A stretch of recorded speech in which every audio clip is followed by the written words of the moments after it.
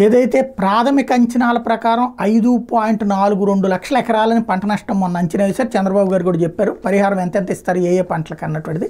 అయితే ఇప్పుడు అది తుది అంచనాల్లోకి వచ్చిన 2.88 లక్షల ఎకరాలకు పరిమితం చేసేశారు.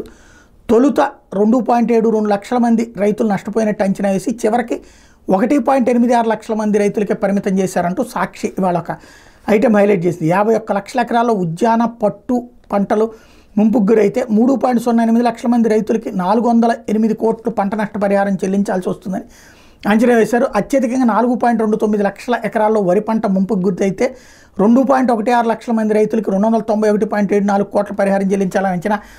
కానీ వాస్తవానికి కనీవిని ఎరుగని రీతిలో ఎంతకంటే ఎక్కువ పంట నష్టం జరిగింది. ముంపు తీరు కాస్త తగ్గుముఖం పట్టిన తర్వాత రంగంలోకి దిగిన పంట నష్టం అంచనా బృందాలు క్షేత్రస్థాయి పరిశీలన తర్వాత ఎస్డీఆర్ఎఫ్ నిబంధన మేరకు తుది అంచనాలు రూపొందించినాయి. చివరికి 2.88 లక్షల ఎకరాల్లో మాత్రమే వ్యవసాయ పంటలు దెబ్బతిన్నాయని, ఆ మేరకు 1.86 లక్షల మంది రైతులకి 278 కోట్ల ఇన్పుట్ సబ్సిడీ చెల్లించాల్సి వస్తుంది లెక్క చెప్పినాయి అంటూ రైతులకు అన్యాయం జరిగిందని రాసుకొచ్చింది సాక్షి.